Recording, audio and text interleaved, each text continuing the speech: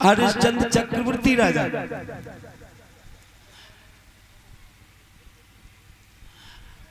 देवताओं का दरबार लगा है, वहां सप्तऋषि बैठे हुए, वहां पर विश्वामित्र भी बैठे हैं। आपने देखा होगा कि ऋषियों में जो क्षत्रिय ऋषि होगा उसके अंदर क्रोध जरूर होगा। विश्वामित्र क्षत्रिय ऋषि थे, गादी के पुत्र थे। गादी विश्वामित्र जय यादव थे कुल के, लेकिन विश्वामित्र कभी किसी को अपना चेला नहीं बनाते थे। और वशिष्ठ बड़े मीठे और चिपकने वाले थे। वशिष्ठ तो बड़े बड़े राजा को चेला बनाते थे माल मारने के लिए। जो विश्वामित्र को बैठो देखो, वशिष्ठ ने एकदम जाएगा दाढ़ी पे हाथ फेरो, खूब घी रबड़ी मलाई खाएगा। हरिश्चंद्र के यहाँ से आए और एकदम सोई संत कहने लगे, महाराज आज वशिष्ठ मुनि कहाँ से आ रहे? बोले आज मेरे चेला ने बहुत बड़ी खातिर करी, सेवा करी, विश्वामित्र की तरफ आए हाथ फेरते करें। विश्वामित्र को क्रोध आ रहा था। विश्वामित्र एक तपस्वी थे, क्रोधी तो थे लेकिन तपस्या करते थे। माया लोक को प्राप्त कर लिया विश्वामित्र ने, माया से सब कुछ बन जाते थे। यादव वंश में पैदा हुए थे, ये गादी के पुत्र थे। बोले आए चेला हो तो मैंने बड़े बड़े चेला देखे, पर मैंने अपने हरिश्चंद्र जैसा कोई नहीं देखो। देखो माता बहनों, पुत्र सबको प्यारा होता है, लेकिन समय के अभाव से अपने पुत्र की भी ज्यादा तारीफ नहीं करनी चाहिए। अपने घर में कोई इंसान पढ़ रहा हो तो उस समय उसकी तारीफ ज्यादा नहीं करनी चाहिए, क्योंकि जाने कितने कलेश उसके लिए खड़े हो जाएंगे। हरिश्चंद्र बढ़ रहे हैं, चक्रवर्ती राज, तीनों लोगों के राजा हैं और तारीफ कर रहे हैं, मेरो हरिश्चंद्र जैसे तो उसको यही नहीं। ऐसे 100 कोस नाम लेते वहां पे हरिश्चंद्र पुकारा जाता है, तारीफ करी। विश्वामित्र कहने लगे, वशिष्ठ हमें कोई ऐतराज नहीं है, आप क्या कह रहे हैं, लेकिन वहां जाकर के करो, मेरा ध्यान दूसरी जगह है, हम अपने ध्यान में ही, मेरे पास हल्ला बब्बर ज्यादा मत करो। अरे तुम हल्ला बब्बर वाले, अरे हमने हरिश्चंद्र का नाम ले दिया, तुम्हें तो विश्वामित्र बुरा ही लगता रहता है, तुम तो हमेशा खिलाफ चलते हो। विश्वामित्र कहने लगे, वशिष्ठ हमें ये बातें अच्छी नहीं लगती हैं, क्योंकि वो माया लोग प्राप्त कर चुके। महाराज विश्वामित्र उनको पसंद बातें नहीं थी प्यारे भक्तों। धीरे धीरे वशिष्ठ नहीं माने। बोले विश्वामित्र देखो वशिष्ठ, हमसे खाम खाम में बुरी बात हो जाएगी और तुम कुछ नहीं कर पाएगे, तुम चेला को बर्बाद करवा दोगे, तुम अपने चेला को बर्बाद करवा दोगे। कहने लगे, विश्वामित्र तुम हमारे चेला की बातें कर रहे हो, हरिश्चंद्र की? कोई है माई का लाल जो उसके बराबर कोई दान कर ले? आज दिन तक दान के पीछे नहीं हटा, इतना बड़ा रईस है। विश्वामित्र कहने लगे, वशिष्ठ मेरा ध्यान दूसरी जगह है, मान जाओ वशिष्ठ, ना अभी पता नहीं चलेगा कि तुम और तुम्हारे चेला कहां चले गए। हम सब मालूम पड़ जाएगी, जितना बड़ा दानी है, नेक देर में सब कुछ खेल खत्म हो जाएगा, तुम्हें भी पता नहीं। विश्वामित्र बोले, हसिया तुम न पड़ोसी की नाक। तुम विश्वामित्र और चेलों के चक्कर मत अटके रहना, ज्यादा हो तो जांच कर लो मेरे हरिश्चंद्र की। एकदम क्रोध में खड़े गए विश्वामित्र, बोले वशिष्ठ तेरे हरिश्चंद्र को मैंने बर्बाद न कर दिया तो मेरा नाम गाता न विश्वामित्र नहीं। क्रोध में उठे विश्वामित्र प्यारे भगवत प्रेमी और चल दिए और जाकर के तुरंत ही और जंगल में पहुंचे अयोध्या की तरफ। विश्वामित्र क्रोध में आए, पानी की हमेशा हरिश्चंद्र को ही देखते, इसके चेला को देखिए कैसे अपने चेला को बचाएगा। और विश्वामित्र आए जंगल में, एकदम जो अयोध्या के किनारे आए सोई एकदम भेष धारण कर लो, माया भी हो चुके थे विश्वामित्र, एकदम सुअर बन गए। और जैसे सुअर बने और एकदम सारी बगिया को नष्ट भ्रष्ट फूलन की फुलवाड़ी सजी थी। राजा हरिश्चंद्र की बामी माली ने अपनी ड्यूटी कर रहे प्यारे भगवत प्रेमी, चारों ओर 10-20 माली लगे उस बाग में। और उसी बाग में सूकर बन करके घुस गए। विश्वामित्र ऋषि है सब कुछ, जितनी तरकारी फुलवारी जो कुछ भी था सब कुछ नष्ट भ्रष्ट कर दिया। मालियों ने मारा है, माली पर दौड़ गए, रागे परे ऊपर मालियों को नाखून से फाड़ दो। भाज के माली आकर के राजा हरिश्चंद्र की कचहरी में आकर के कहने लगे, महाराज हम बाग के माली हैं और सूकर एक आह्वान से करो बाग उजाड़ दियो है महाराज, बड़े गजब की बात है। और हमने जब उसे भगाने की कोशिश की है तो मुझे नाखूनों से फाड़ दियो सुअर ने। अच्छा, एकदम हरिश्चंद्र भागे, तीर कमान हाथ में लिया, घोड़ा पर सवार हुए, बोले महाराज आप ही देख सकते हो सारे बाग को नष्ट कर दिया सुअर ने। प्यारे भक्त क्रोध में आए विश्वामित्र।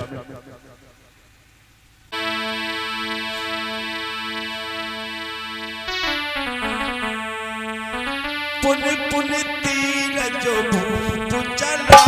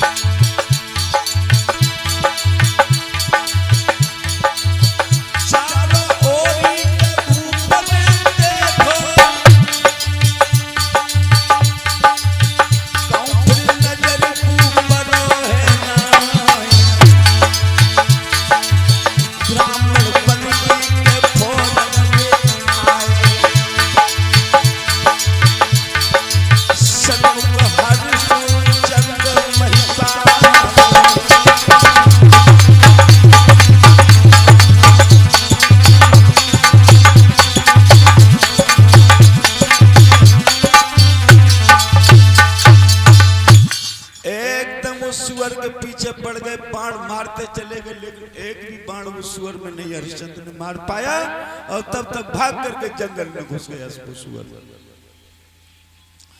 एकदम इधर से उधर देखा और तब तक एकदम वही सुअर था, एकदम ब्राह्मण रूप धारण कर लेता है। विश्वामित्र ऋषि ब्राह्मण बन जाते हैं और जैसे ब्राह्मण बने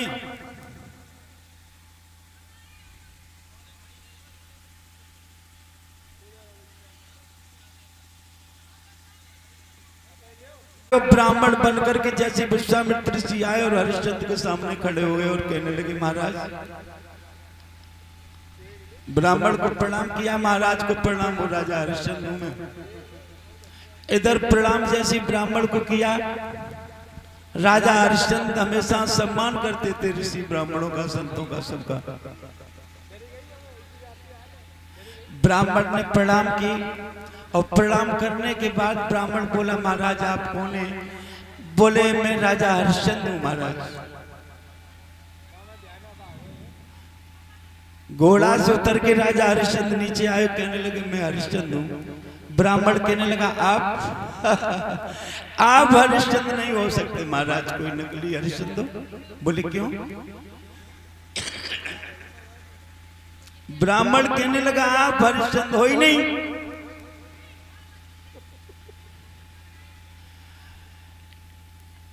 बोले महाराज मैं ही हरिश्चंद्र हूं। बोले आप हरिश्चंद्र नहीं हो सकते, मैं श्राप दे दूंगा, तुम भस्म हो जाओगे एक ऋषि से। आप ऐसी मजाक? आप हरिश्चंद्र हो ही नहीं। हरिश्चंद्र कहने लगे क्या महाराज आप हरिश्चंद्र को जानते हो? बोले मैं हरिश्चंद्र को जानता हूं। हरिश्चंद्र कहने लगे महाराज आप ही नहीं जानते हो, हरिश्चंद्र नहीं हूं। बोले कैसे समझू कि तुम हरिश्चंद्र हो? हरिश्चंद्र राजा है, वो चींटियों को तो दाना डालता है, चींटियों तक की तो मदद करता है। कभी उसने हिरण का शिकार तो तक किया नहीं राजा हरिश्चंद्र ने, और तू तो एक सुअर का वध कर रहा है मेरे सामने, सुअर को मारा है और कह रहा है कि मैं राजा हरिश्चंद्र। राजा हरिश्चंद्र ने सुअर हिरण का भी शिकार नहीं कभी किया है और तू सुअर को मार रहा और हमसे कह रहा कि मैं राजा हरिश्चंद्र। कहने लगे महाराज सुअर को मैं मार नहीं रहा था, मैं भगा रहा था, मेरा सारा बाग नष्ट कर दिया सुअर ने, मैं शिकार नहीं कर रहा हूं, मैं ही हरिश्चंद्र हूं, मेरा विश्वास मानो। बोले तू हरिश्चंद्र है? कि हाँ मैं हरिश्चंद्र हूं महाराज, मैं ही हरिश्चंद्र हूं। सोई एकदम ब्राह्मण ने राजा हरिश्चंद्र को पकड़ लो। अरे राजा हरिश्चंद्र सच बताओ तुम हरिश्चंद्र हो? बोले हाँ मैं हरिश्चंद्र हूं। बोले महाराज मैं तो आपके पास जा रहा था राजा हरिश्चंद्र।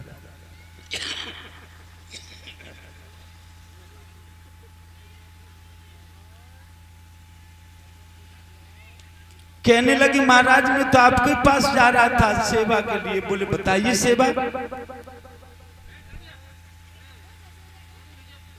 एकदम सोई विश्वामित्र ऋषि हरिश्चंद्र से कहने लगे महाराज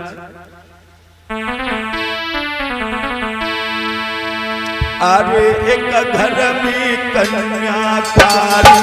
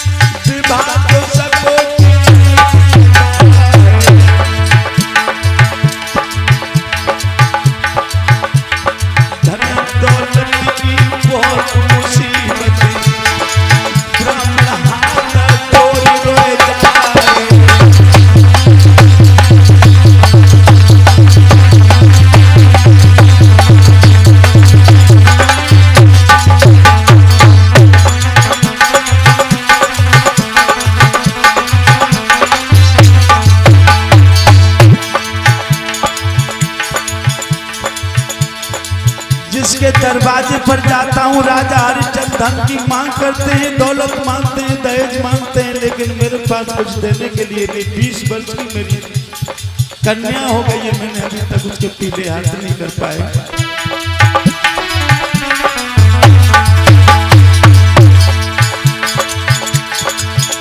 मेरे घर में कन्या कुंवारी है,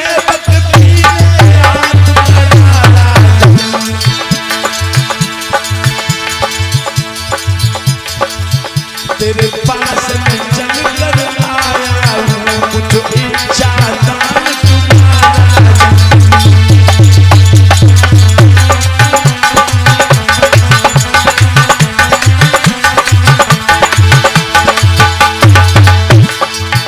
तेरे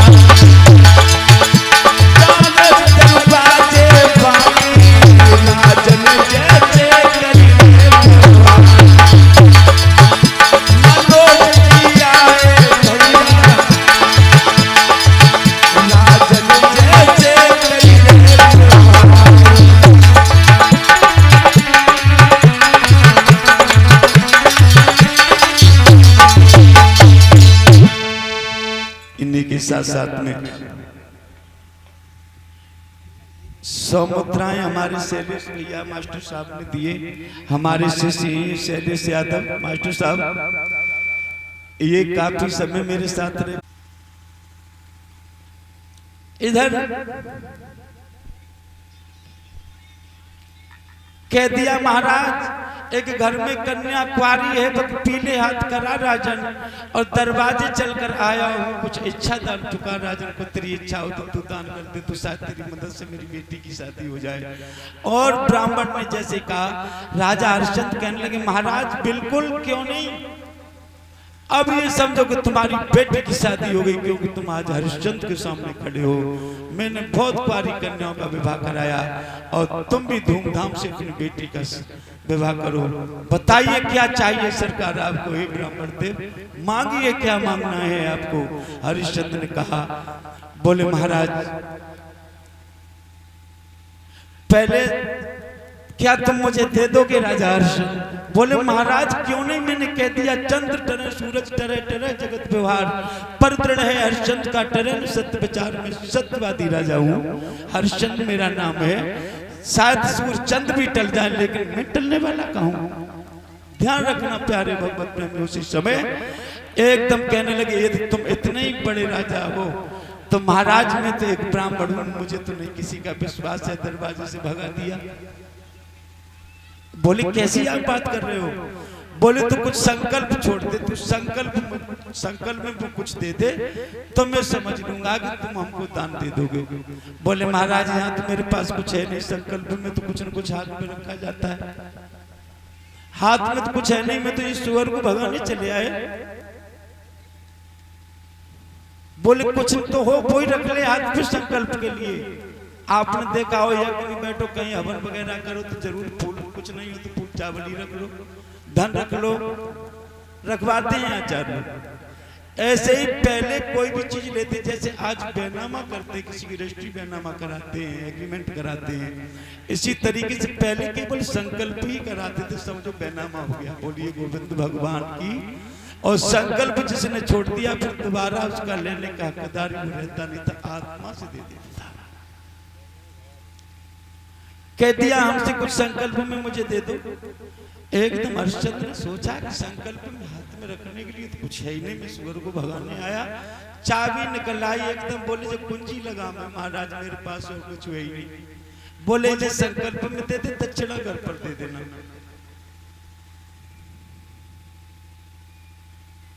कुंजी लगाम संकल्प में दे दी और 60 भार सोना दक्षिणा में मांगा। ब्राह्मण ने कह दिया महाराज बिल्कुल आपको 60 भार सोना मिलेगा। अब 60 भार सोना कि चलो महाराज दरवाजे पर कुंजी लगाम संकल्प में ले ली। ब्राह्मण बड़ा चालाक था, विश्वामित्र तो छल करने आए थे क्योंकि वशिष्ठ से झगड़ा हुआ।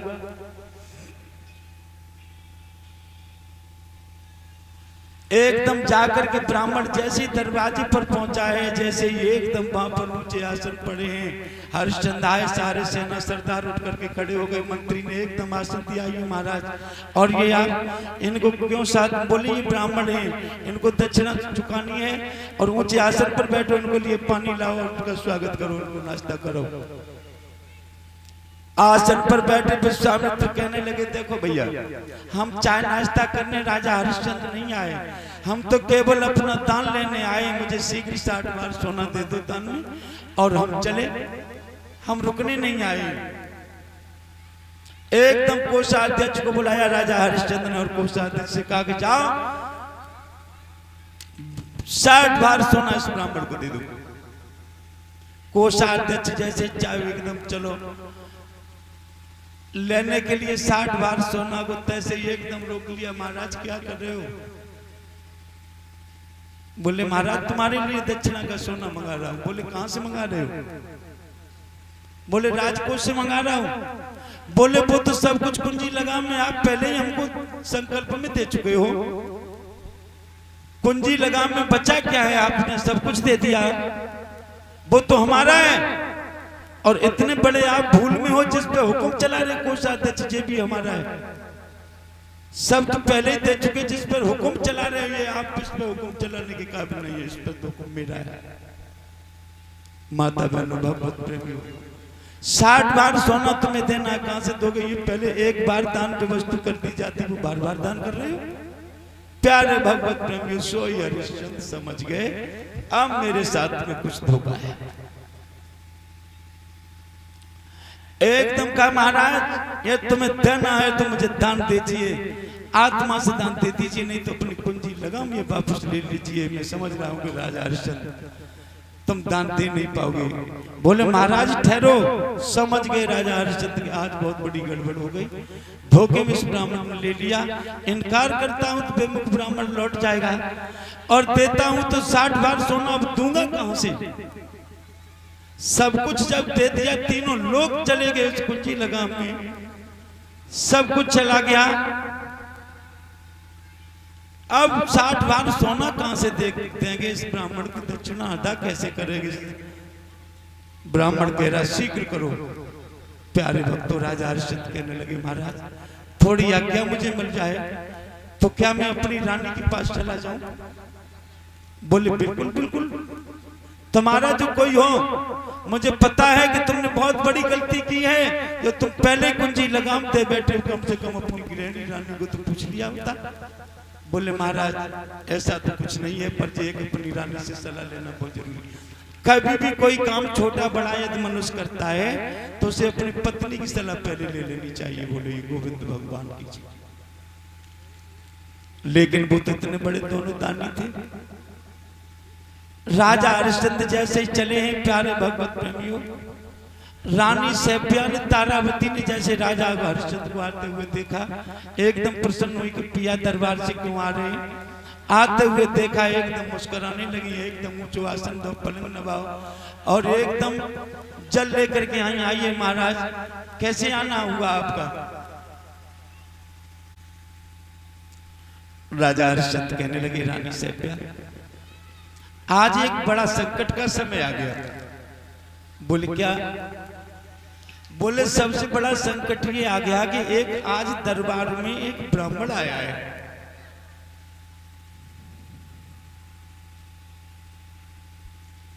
बोले अच्छी बात है, ब्राह्मण आया है, चाय नाश्ता उसको कुछ कराया, भोजन कराया ब्राह्मण को? बोले वो भोजन कर ही नहीं रहा है। बोले क्यों? बोले वो तो हमसे दान मांगने आया है। बोले दे दो दान। नाई कभी इनकार रानी नहीं करती थी, ऐसी रानी पतिव्रता धर्म प्रेम वाली थी। बोली दान तो मैंने दे दिया, उसने तो कुंजी लगाम में सब कुछ तीनों लोग ले लिए।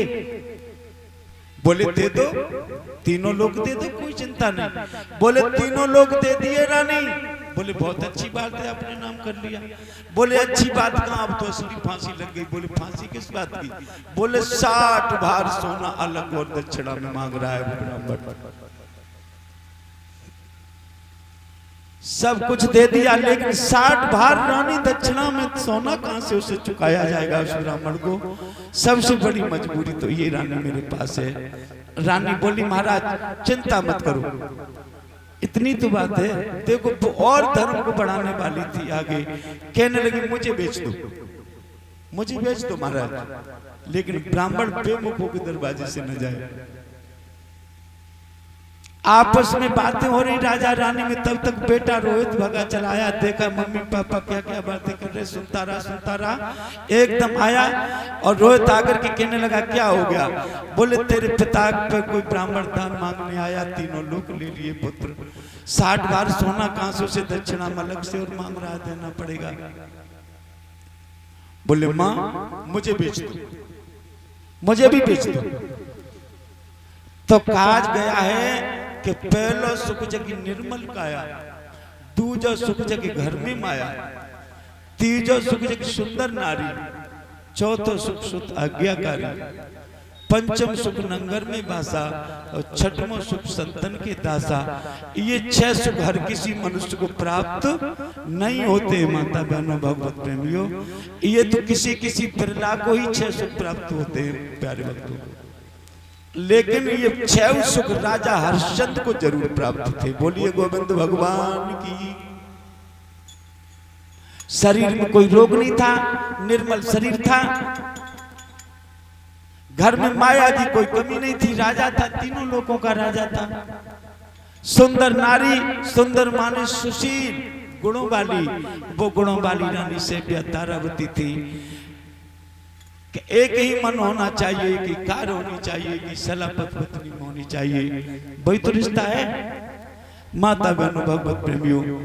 आज तो सुंदर नारी भी थी तो चार सुख राजा पर। बेटा आज्ञाकारी मिल जाए, बेटा हो तो आज्ञाकारी हो तो समझ लेना चौथा भी सुख उस मनुष्य को मिल चुका है। पंचम सुख नंगर में बासा, जहां जन्म हो वहीं मृत्यु हो तो ज्यादा अच्छी बात है।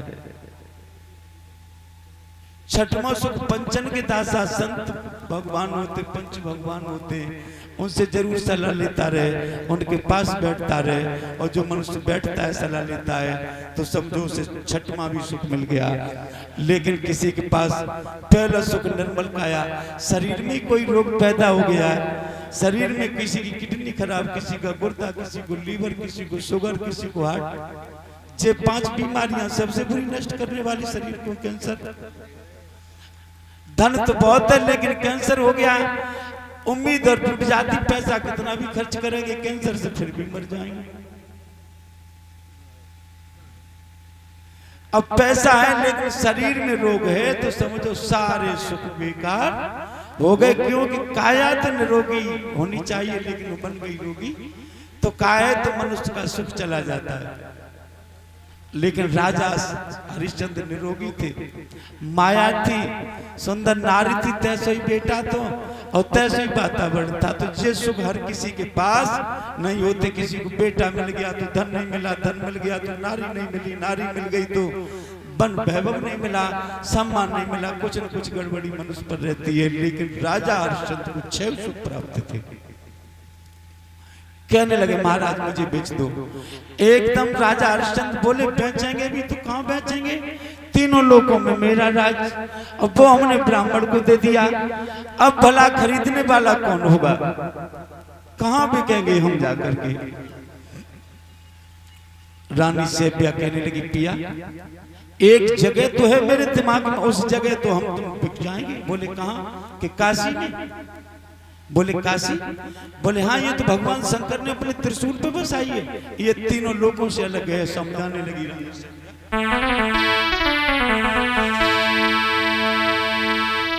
कि शंकर ने सैया काशी रे त्रिशूल पे बसाई।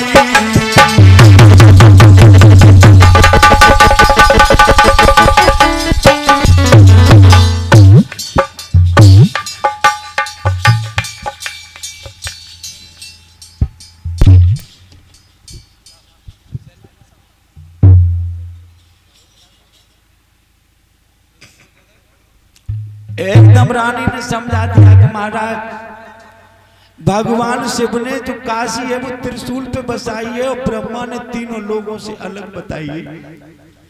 महाराज आज काशी को चल दीजिए और करो दक्षिणा आधा बेच जा दासी को दीजिए। बोलिए गोविंद भगवान की।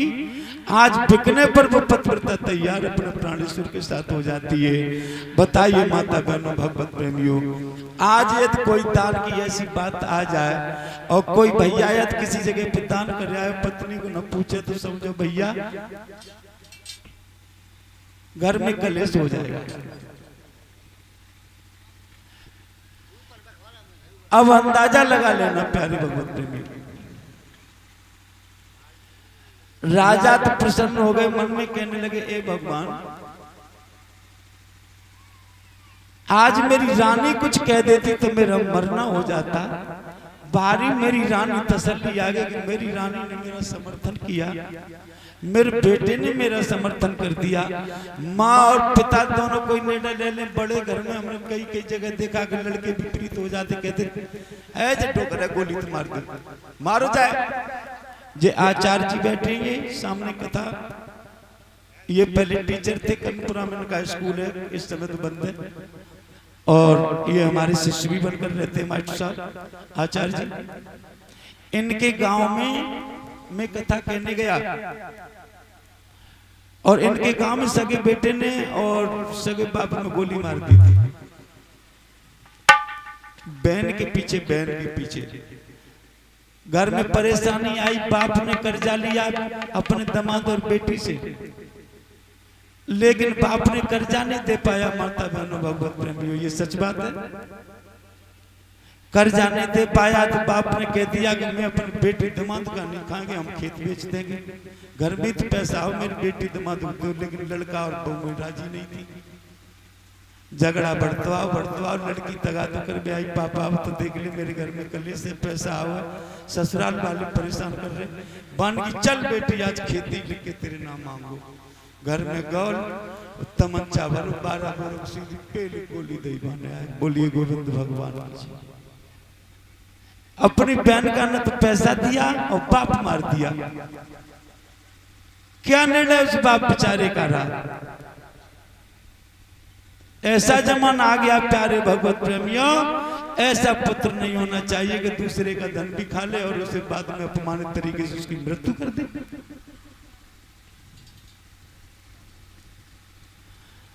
श्री सुखदेव जी वर्णन करते कथा में समझाते हैं कि प्यारे भगवत प्रेमियों, बड़े बड़े गुरुओं ने बताया है और श्री सुखदेव जी ने तो ये कहा तक कहा है कि कोई भी मनुष्य पहले तो किसी से कर्जा न ले, और कर्जा यदि ले ले किसी से, और कर्जा बगैर मनुष्य रह नहीं सकता। कभी न कभी तो कर्जा लेना पड़ता है। माता बहनों भक्तों, किसी बाहर से नहीं, रिश्तेदार से लेंगे, यार दोस्त रिश्तेदार से लेंगे, नहीं मिलेगा तो जमीन बेचेंगे। लेकिन पैसा की जब जरूरत होती है तो मनुष्य जाने क्या क्या करता है। लेकिन सुखदेव जी वर्णन करते हैं कि ये कर्जा तुमने पहले लिया नहीं और ले लिया है, और जब तक पैसा उसका नहीं चुकाया है तब तक मर मत जाना, जिंदा रहना जब तक किसी का पैसा।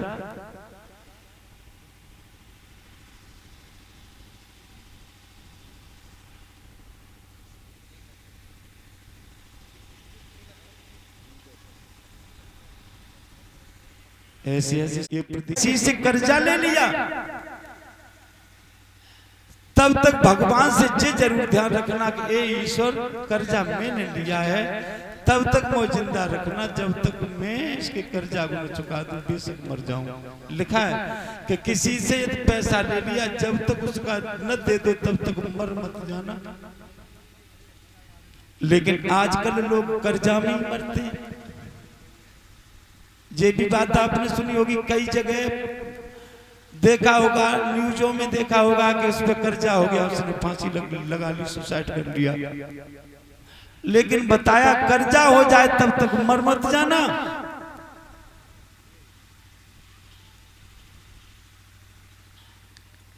ऐसा बेटा पुत्र आज्ञाकारी हो, लेकिन ऐसा अवज्ञाकारी पुत्र नहीं होना चाहिए। बोलिए गोविंद भगवान की जय हो।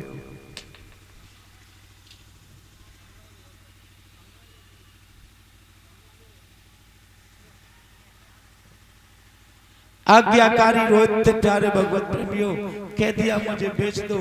आज आ गए उसी समय राजा और रानी आकर के, और दरबार में आए ब्राह्मण देख रहा है प्यारे भगवत प्रेमियों, कह रहा राजन सलाह आपने कर ली हो, अपनी रानी से बातें हो गई हो, अपने बेटे से बातें हो गई हो, तो अब कुछ दक्षिणा के बारे में तुम्हें ख्याल है? 60 बार मुझे सोना चाहिए, और कब दोगे मुझे, कब देना है, जल्दी शीघ्र देना है या नहीं देना, क्या आपका हुआ? बोले नहीं महाराज, मैं अपने खुद बिच जाऊंगा लेकिन तुम्हारा ऋण अदा करूंगा।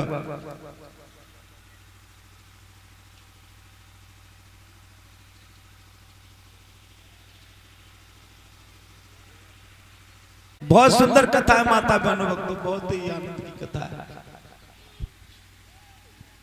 लेकिन इतना जरूर ध्यान रखना कि राजा हरिश्चंद्र की कथा शायद कोई नहीं बचा होगा जिसने, बच्चों ने भी सुनी होगी। माता बहनों जाने कितने कथावाचक हैं, कहा गया है कि जिस भागवत कथा में हरिश्चंद्र की कथा न सुनाई जाए तो भागवत कथा संपूर्ण नहीं होती, मानी नहीं जाती।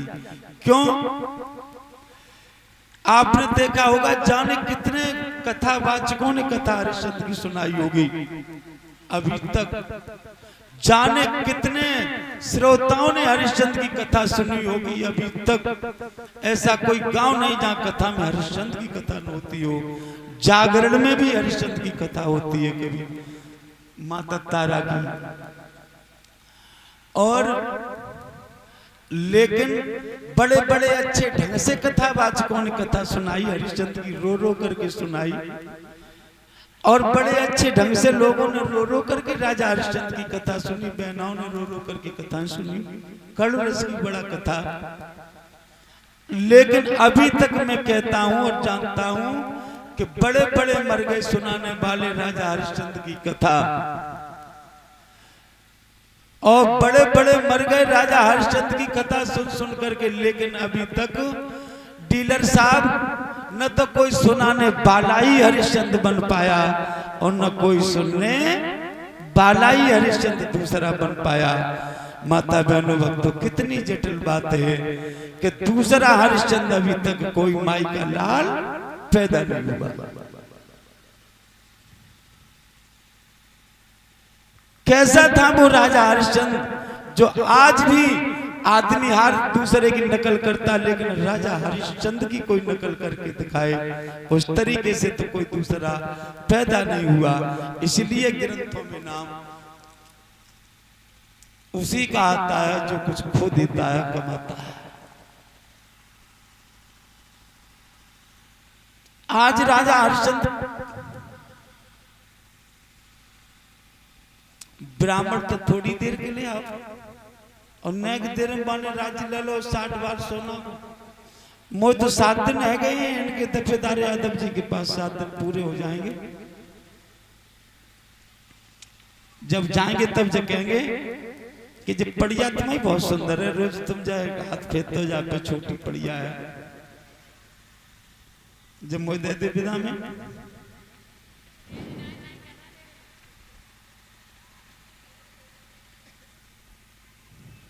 बहन जी गलत तो नहीं कोई, मैंने सवाल कर 7 दिन इनको कथा सुनाएंगे। ब्राह्मण ने तो 7 ही मिनट में राजा हरिश्चंद्र को बिल्कुल मेहरबान बना लिया।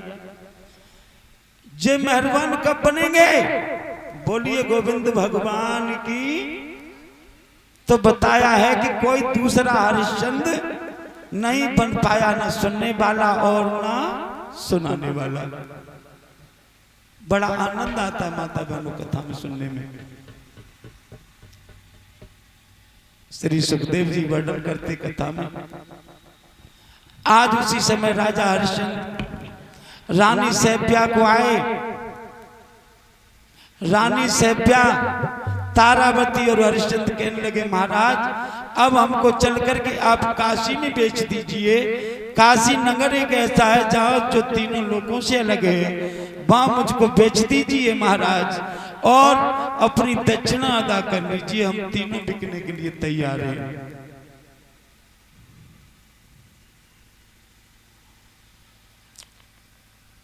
ब्राह्मण कहने लगा, हरिश्चंद्र दान देना दक्षिणा हो तो दे दीजिए, तुमको कौन खरीदेगा?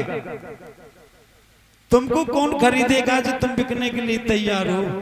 क्या तुम्हारी कौन कीमत देगा? हरिश्चंद्र ने कहा, महाराज एक बात का जवाब दो, धन बड़ा है या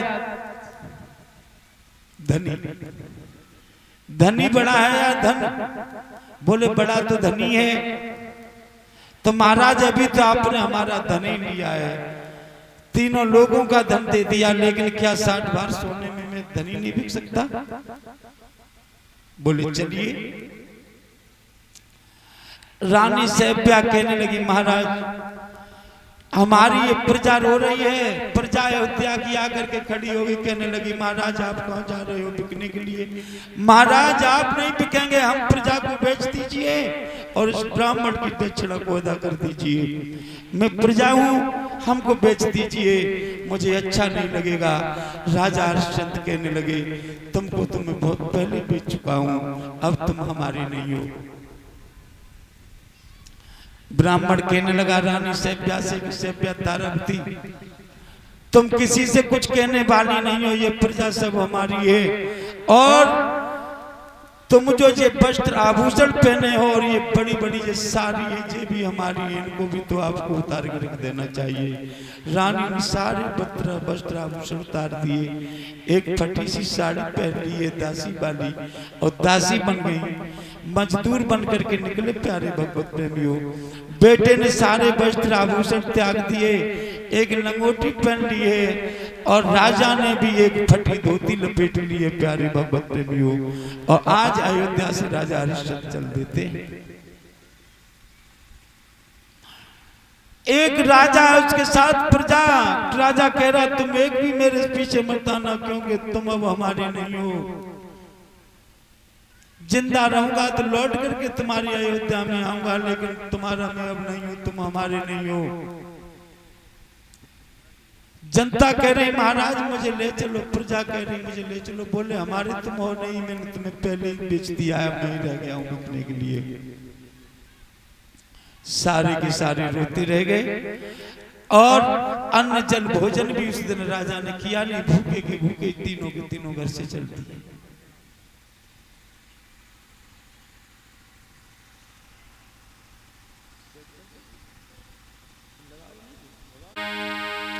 कि रानी को सब श्रृंगार छुटो, केवल धोती मोटी है।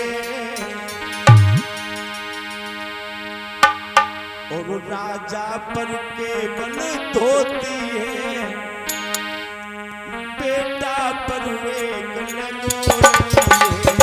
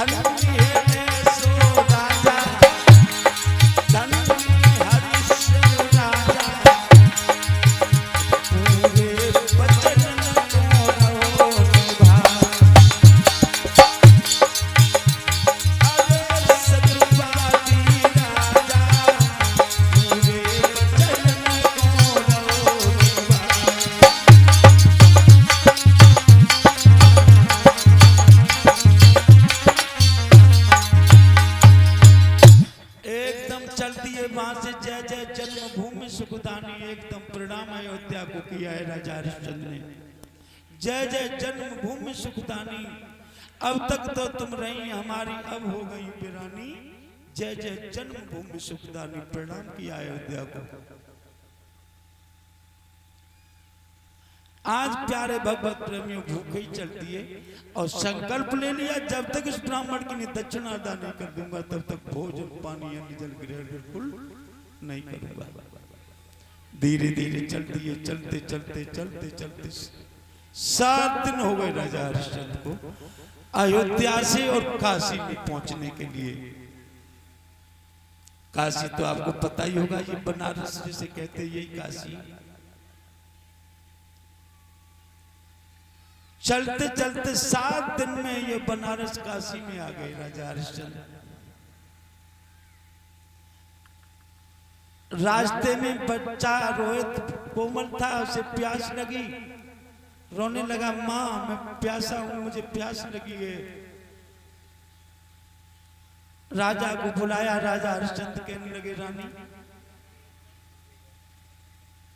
क्या बात है? बोले ये कुमला रहा है, ये इस पे चला नहीं जा रहा, गर्मी कितनी तेज है और ये बालक परेशान है पिया। राजा हरिश्चंद्र सुन रहे हैं लेकिन जवाब नहीं दे पा रहे। तब तक आकर के ब्राह्मण का मंडल लेकर के आया। बोले बड़े तुम ज्यादा तंत्रधारी मत बनो, धर्मधारी, कम से कम बच्चे को पानी तो पिला दो। कहने लगे महाराज मैं संकल्प ले चुका हूं,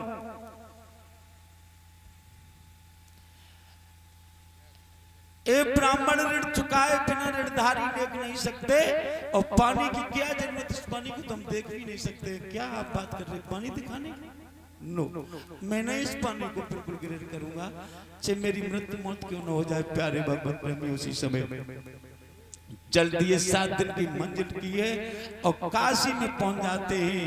और उसी समय जाकर के जैसे काशी में पहुंचे, काशी के पैर मस्तक रख दिया काशी की भूमि में। तीनों ने, हरिश्चंद्र, रानी तारावती, पुत्र रोहित ने प्रणाम किया उस काशी नगरी को। काशी यहाँ पर हम तीनों को जल्दी से जल्दी बिक जाना चाहिए और हमारा कोई खरीदार आ जाना चाहिए। इस ब्राह्मण की शीघ्र दक्षिणा अदा हो जानी चाहिए।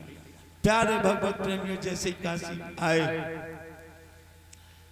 भरे बाजार में जैसे ही पहुंचे हैं, आवाज मारी है अरे काशी के कोई भी। इस आज भरे बाजार में आवाजें आ रही हैं कि इस बाजार में कोई यदि पुरुष नारी को खरीदने वाला हो तो खरीद सकता है। यहाँ पर 3 व्यक्ति बिकने के लिए आए हुए हैं।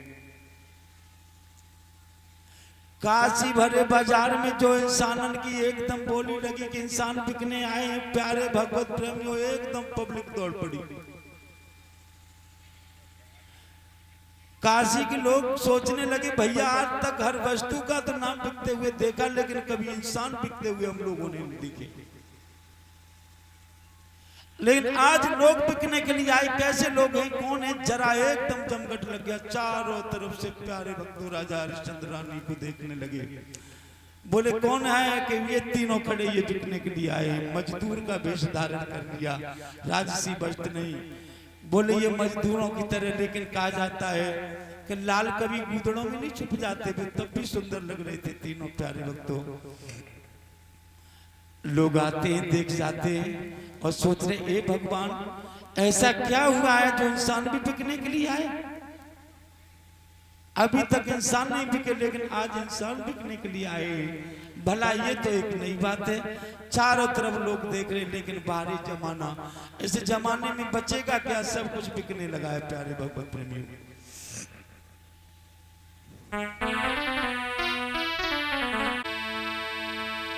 आपस में लोग बातें करने लगे हैं। बोले जब इंसान ही जब बिक जाएंगे तो अब रह क्या जाएगा बिकने के लिए? प्यारे भगवत प्रेमियों अब बताओ, जिसकी कीमत होती है वो चीज बेची नहीं जाती है। अब तो इंसान की भी कोई कीमत नहीं है, इंसान भी बिकने लगे। लोग चर्चा करने लगे उस काशी में कि तेरे संसार में ओ विधाता, ओ तेरे संसार में ओ विधाता, अब तो इंसान बिकने लगा है। ओ तेरे संसार में ओ विधाता, अब तो इंसान बिकने लगा है।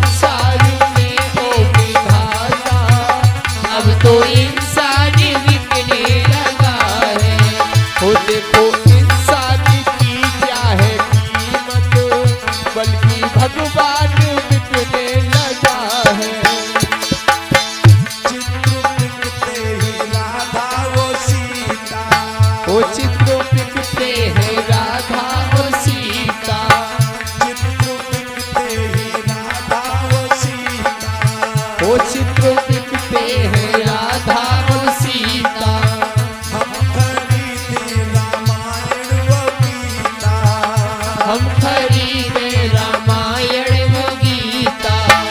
अब तो सब कुछ ही बिकने लगा है, जबकि सम्मान बिकने लगा है। ओ अब तो सब कुछ ही बिकने लगा है, जबकि सम्मान बिकने लगा है। ओ तेरे संसार में ओ विधाता, जब तो इंसान बिकने लगा है। ओ तेरे गीत बिकते भजन बिक रहे हैं, गीत बिकते भजन बिक रहे हैं। ओ कीमती ये रतन बिक रहे हैं, कीमती रतन बिक रहे हैं।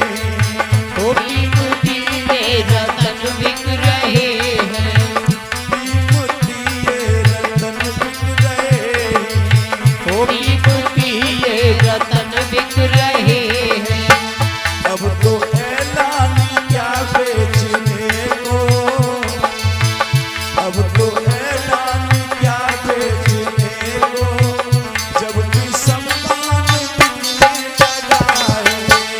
अब तो ऐलान क्या बेचने को, अब तो सम्मान बिकने लगा है।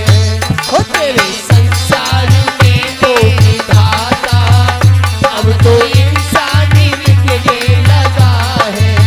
ओ देखो इंसान की क्या है कीमत, जबकि भगवान बिकने लगा है। बोलिए गोविंद भगवान की।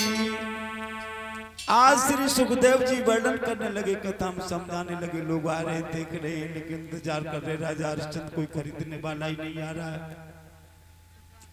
तब तक अचानक जब आवाज लगी है कि कोई खरीदार हो, तो उसी बाजार में और एक वेश्या घूम रही थी रंडी। एकदम उस वेश्या की जैसे कान में आवाज पहुंची, उसने कही इंसान बिक रहे हैं, किधर बिक रहे, कौन है, जरा चले हम भी देखें। और उस काशी में धनवान थी वो वेश्या, पैसा था उसके पास।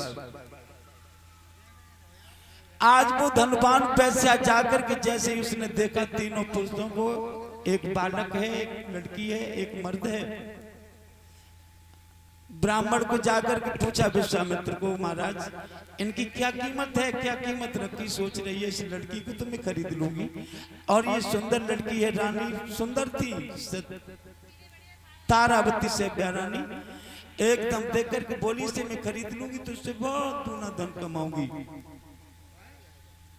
भगवत प्रेमी उसी समय कीमत पूछने लगी है ब्राह्मण को। जब कीमत पूछी है तो भगवत प्रेमी एकदम ब्राह्मण ने कह दिया, चाहे बालक खरीदो, चाहे लड़की खरीदो, चाहे मर्द को खरीदो, सबकी कीमत 20-20 भार सोना है। 60 भार सोना जो दे देगा वो तीनों को ले जाएगा। पर तुम हो कौन? एकदम सामने आ गई वेश्या की तो चाल ही अलग होती है माता बहनों भगवत प्रेमियों। आगे कहने लगी मैं इस काशी की वेश्या हूं, मैं वेश्यावृत्ति करती हूं। बोले आप वेश्या? ए भैया वेश्या को नाम सुनो, ब्राह्मण तो बात कर रहे, लेकिन मैया पतिव्रता रानी सैब्या की जमीन पैरों से खिसक गई और सोचने लगी ये भगवान अब क्या होगा। धर्म की खातिर तो मैं इस काशी में बिचने के लिए आई, और यहाँ पर इस वेश्या ये रंडी मुझे खरीदेगी तो ये तो वैसे भी मेरे धर्म को नष्ट करा देगी। मेरा धर्म बचा तो बचा कहाँ, एकदम भगवान का ध्यान करने लगी। तीनों बंधु भगवान सर्वो ध्यान लाज गई मेरी, और दुखिया मौती नाथ जग गई मेरी।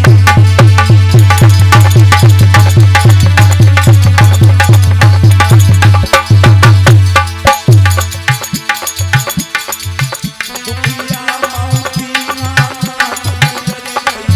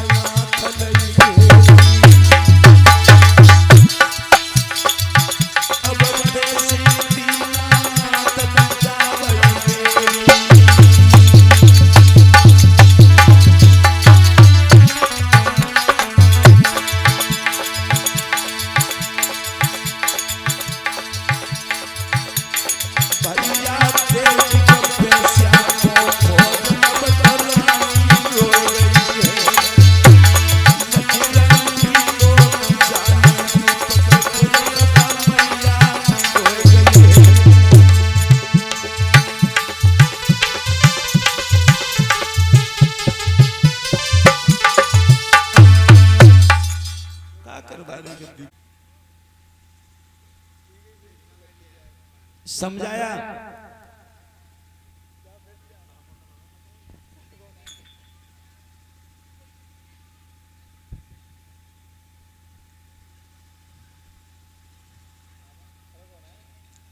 बोलिए गोविंद भगवान की। अब जो आता है एकदम रानी ने इशारा किया और तब तक राजा हरिश्चंद्र को खरीदने के लिए कालू नाम का मेहतर आ गया। बाने का चारों तरफ देखा और सोचने लगा 20 बार सोना है। बोले मर्द को तो मैं खरीद लूंगा, ये अट्टा कट्टा मजदूर है, इस मजदूर को तो मैं खरीद लूंगा। 20 बार सोने के लिए वो राजी हो गया। रानी ने सोचा कि महाराज तो बिकने वाले हैं, लेकिन महाराज बिक गए तो फिर मुझे कौन बेचेगा, और मुझे ये रंडी खरीद के चली जाएगी तो मेरा तो धर्म नष्ट हो जाएगा। महाराज से इशारा किया रानी, महाराज अभी आपको अधिकार है बेचने का न बेचने का, और जब तक मैं न बिक जाऊं तब तक आप मत बिक जाना। ए महाराज तुमको मैं इतना समझा रही हूँ, और नहीं तो ये पैसे मुझे खरीद ली जाएगी। उसी समय प्यारे भगवत प्रेमी तब तक एक सोच रहे हैं कोई खरीदार आ ही नहीं रहा, वो पैसे आई है। हरिश्चंद्र सोचने लगे भगवान वक्त आता है तो खरीदने वाला भी नहीं मिलता है, कि दिल की किस दिल से कर बैठूं सौदा, या खरीदार कोई नहीं है। किस दिल से कर देखूं सौदा, या खरीदार कोई नहीं है। दिल की किस दिल से कर बैठूं सौदा, या खरीदार कोई नहीं है। ओ दिल की किस दिल से कर बैठूं सौदा, या खरीदार कोई नहीं है।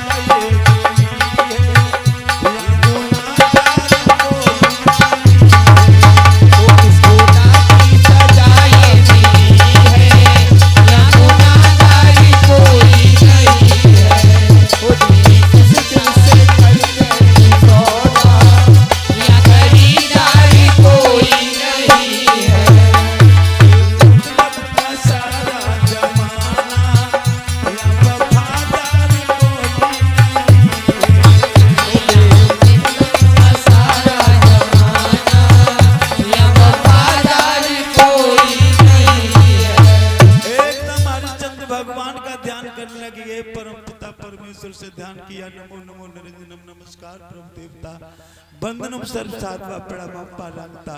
हे ईश्वर आप भेटी करवाए, आप मेरा ध्यान करिए, मेरा ध्यान आप पे है, मेरी विपत को दूर करिए, उस ब्राह्मण की दक्षिणा अदा कराइए। तब तक एक ब्राह्मण चलाता है, बोलिए गोविंद भगवान।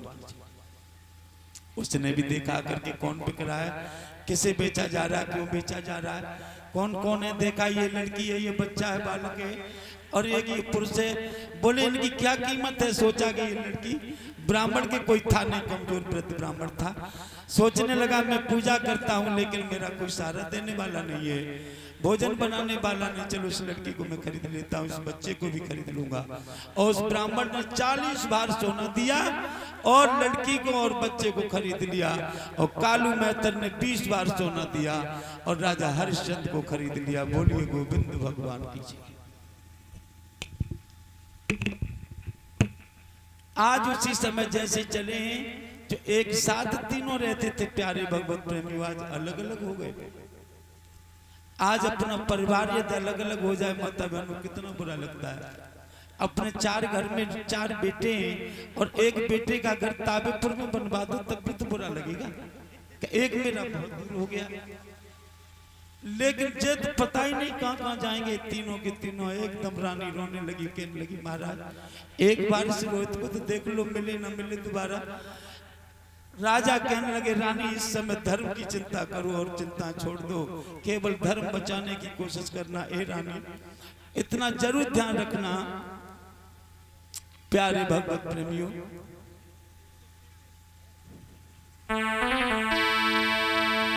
और धर्म की खातिर रानी रे काशी में बिक गया।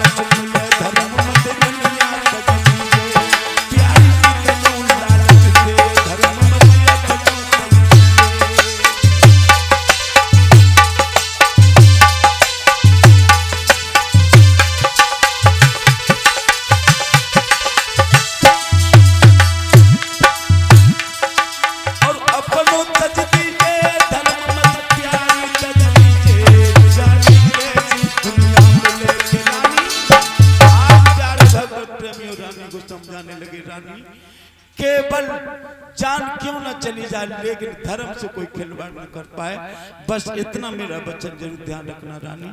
सत्यव्रत धारण सत्यव्रत राजा हरिश्चंद्र आज समझाया रानी को प्यारे भगवत प्रेमियों। उसी से मैं इधर एक जा रहा है इधर ये जा रहे हैं, एक दूसरे को मुड़ मुड़ करके देख लेते पर भारी भगवत। कहा जाता है कि दर्द की दोपहरी में यारों ने साथ छोड़ दिया, पीर बिता गहरी में प्राणों ने साथ छोड़ दिया, और पथ में बिछौना सा बिछा लिया हमने, लोग देख देख गए मगर इंतजार छोड़ दिया। जब वक्त बुरा आता है तो माता बहनों कहा जाता है कि सैकड़ों दर्दमंद मिलते हैं और काम के लोग चंद मिलते हैं, और जब मुसीबत का वक्त आता है तो दोस्तों के भी दरवाजे बंद मिलते हैं। बोलिए गोविंद भगवान की जय। जब बुरा वक्त आता है तो दोस्त भी एक बार छोड़ करके चले जाते हैं, उस समय भी परम पिता परमेश्वर ही हमारा रक्षा करता है। बोलिए गोविंद भगवान। आज चल दिए और राजा हरिश्चंद्र जैसे कालू मेहतर लेकर के पहुंचा, और कालू मेहतर ने राजा हरिश्चंद्र से कहा कि देख भाई तुझे तो नहीं पूछ रहा हूं कि तू किस जाति और किस धर्म से है, लेकिन मैं अपनी जाति तुझे बता दे रहा हूं कि मैं कालू काशी नरेश का चाकर हूं, मेरा नाम कालू मेहतर है, मैं जाति का भंगी हूं,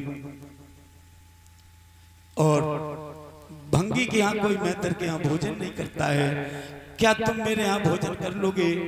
राजा हरिश्चंद्र समझ गए मेहतर के यहाँ मुझे जाना पड़ रहा, कहने लगे महाराज मैं अपना वक्त काटने आया हूँ, भोजन मिल जाएगा तो भोजन में ऐसा किसी के खाता भी नहीं हूँ, थोड़ा अपना आहार चाहता हूँ। प्यारे भक्तों बोले तू भोजन अपने हाथ से बना लेगा? बोले मैं बना भी नहीं पाता हूँ। बोले मेरे घर का खाएगा नहीं, अपने हाथों से बनाएगा नहीं, तो भला भूखों मर जाएगा। राजा हरिश्चंद्र कहने लगे जहाँ रसोई भोजन बनाते थे, दासियां भोजन बनाती थी, कब जरूरत थी राजा हरिश्चंद्र को भोजन बनाने की। राजा सोचने लगे बात तो सच है, लेकिन भोजन कैसे बनेगा। बोले ऐसा करो तुम मुझे दुकान से सत्तू दिलवा दो। आपने देखा होगा कि सत्तू बनाए और घोले और खा ले। तो राजा हरिश्चंद्र ने भोजन की जगह पे सत्तू मांगे अपना वक्त व्यतीत करने के लिए माता बहनों भगवत प्रेमियों। लेकिन कहा जाता है कि करते थे न्याय एक दिन जज बनकर। ध्यान देना, मुसीबत का वक्त आता है तो इंसान को झकझोर देती है मुसीबत। करते थे न्याय एक दिन जज बनकर। जो जज हैं, जज जो न्याय सबका करते हैं। कभी कहता है कि करते थे न्याय एक दिन जज बनकर, और वो भी खड़े देखे हैं वक्त वो होता है। करते थे न्याय एक दिन जज बनकर, वो भी कटघरे में खड़े देखे हैं। गरजे थे बड़े बड़े शेर बन करके, और वो भी कभी कभी भेड़ों में डरे देखे हैं। लुटाते थे मोहरे और सोने जैसी गिन्नियां, और वो भी लेके कटोरे चौराहे पर खड़े देखे हैं। और सुदामा जैसे 3 बड़े भारी गरीब भय और ऐलानी, उनके भी कंचन के महल बने देखे। वक्त वो होता माता बहनों भगवत प्रेम। आज राजा सबका न्याय करते थे, लेकिन आज एक कालू मेहतर के यहाँ चाकर गुलाम बन गए। आज सत्तू लेने पड़ रहे हैं दुकान से। वक्त इसको कहा जाता है माता बहनों भगवत प्रेमियों। बोले कितने सत्तू एक दिन में खा लेगा। पर्चा दे दिया, इस पर ले लिया करना, हिसाब नहीं करूंगा। कालू मेहतर ने कह दिया, बोले आधा सेर सत्तू मेरे लिए बहुत है। सत्तू दिलवा दिया, आधा सेर सत्तू लेकर के राजा हरिश्चंद्र चले आए। और बर्तन दिलवा दिए, भांडे बर्तन। और बर्तनों में जब सत्तू राजा हरिश्चंद्र ने जिस समय घोल करके खाना शुरू किया, और तब तक एक काला कलूटा चंडाल चला आता है। 8वां दिन हो गया है राजा हरिश्चंद्र को भूखे जल नहीं ग्रहण किया। काला चंडाल आया और एकदम जाकर के हर राजा हरिश्चंद्र ने जैसे भोग लगाने की इच्छा की, भूखे थे, हाथ जोड़ करके खड़ा हो गया, भैया मैं कई दिन का भूखा हूँ। अरे जो भोजन मुझे दे दो, ये भोजन पे मेरी इच्छा कर रही है, मुझे दे दो, तुम फिर भोजन कर लेना, मैं भूखा हूँ। अरे ये भोजन दे दो। वो कोई और नहीं, विश्वामित्र चंडाल बन करके आए उसके धर्म को टिकाने के लिए। बोले भैया मैं भूखा हूँ, मैं गरीब हूँ, ये भोजन मुझे खिला दो। थाली में भोजन मांगने लगा चंडाल आकर के। हरिश्चंद्र सोचने लगे, निश्चय भोजन नहीं देता हूँ तो मेरा फिर धर्म नष्ट होता है, और देता हूँ तो आज का दिन मुझे फिर भूखों निकल जाएगा। बाहरी भक्त कहने लगा, भैया क्या सोच रहे हैं, मुझे जल्दी दे दो, मैं भूखा हूँ। हरिश्चंद्र ने लिए सत्तू उस चंडाल को दे दिए। ए भैया चंडाल खा रहा है, मुस्कुरा रहा, हरिश्चंद्र के सामने नाच रहा है। हरिश्चंद्र गर्दन नीचे करके रो लेते हैं, भक्त का ध्यान करते हैं। प्यारे भक्त, उस दिन वो चंडाल भोजन मांग के चला गया। 8 दिन हो गए हरिश्चंद्र ने भोजन नहीं किया। कालू ने ला करके घड़ा रख दिया, कहा जाओ ये जल का घड़ा नदी से भर करके ले आओ, जल की जरूरत है। हरिश्चंद्र भूखे ही चल दिए घड़ा लेकर के, और नदी के किनारे जैसे पहुंचे घड़ा भरने के लिए, एकदम घाट पर पहुंचे और घड़ा भर लिया हरिश्चंद्र ने। लेकिन शरीर कमजोर हो गया, 8 दिन हो गए भोजन ही नहीं किया, चलते चलते हार चुके थे। घड़ा उठा रहे, लेकिन घड़ा उठ ही नहीं रहा है। एकदम जब जैसे घड़ा नहीं उठा और खड़े जैसे हुए, जैसे पीछे देखा, तब तक एकदम अचानक क्या देखा कि रानी तारावती आ गई। राजा हरिश्चंद्र घड़ा को तो भूल गए और अपनी रानी की तरफ देखने लगे। ए भगवान, कि हाँ मैं पानी भरने आया हूँ, क्या मेरी रानी भी पानी भरने आती है? चलो तो बहुत अच्छा, मेरी रानी कहीं पड़ोस में ही रह रही है, मैं तो समझ रहा हूँ जाने कहाँ मेरी रानी होगी। खुश हो गए राजा हरिश्चंद्र कि अब तो रानी भी मेरी पानी भरने आया करेगी, तो कुछ न कुछ हाल चाल इसको पूछ लिया करूंगा। रानी तुम यहाँ? बोले मैं जल भरने के लिए पंडित जी का आया, और एकदम लो पानी घड़ा भरो, और एकदम भर के घड़ा खड़ी हो गई। महाराजा बोले रानी मुझे बहुत देर हो गई है, कालू ने जल मंगाया लेकिन घड़ा नहीं उठ रहा है, और आपको देख लिया, अब मैं बहुत खुश हो गया। कभी तुम सारा मुझे दे दोगी, कभी मैं तुम्हें सारा दे दूंगा। रानी मेरा घड़ा उठवा दो, मुझे तो देर हो गई, मैं भी कालू मेहतर का घड़ा जल लेकर के जा रहा हूँ। रानी कहने लगी महाराज उठवाने के लिए तो कोई बात नहीं, लेकिन मैं तो उठवा दूंगी, लेकिन आप इस समय कालू मेहतर के घर रह रहे हो और मैं एक ब्राह्मण के घर पे रह रही हूँ। महाराज मैं इस जल को कैसे उठा सकती हूँ? आप तो इस समय भंगी का मेहतर का फर्ज निभा रहे हैं और मैं एक ब्राह्मणी का फर्ज निभा रही हूँ। मैं इसे हाथ नहीं लगा सकती क्योंकि ये घड़ा अछूत हो चुका है, क्योंकि आप ब्राह्मण के घर मेहतर के जा रहे हो। ऐसा करो पिया, इस घड़ा को ऊपर रख लो, नीचे बैठ जाओ आराम से और धीरे धीरे घड़ा को ऊपर उठा लेना और आप आराम से चले आना। और इतनी कह के रानी और सेव्या तो चली आई। बोलिए गोविंद भगवान की जय हो। बाहर भक्त राजा हरिश्चंद्र सोचने लगे, बोलो अपने भी धोखे दे गए, अपना धोखा देता है। समय जब आ जाता, रानी ने भी घड़ा नहीं उठाया क्योंकि वो भी एक धर्म की लड़ाई लड़ रही थी, ये भी धर्म की लड़ाई लड़ रहे थे। प्यारे भगवान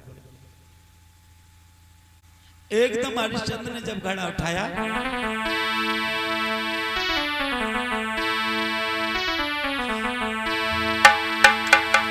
अरे हरिश्चंद्र जल को घड़ा उठाओ,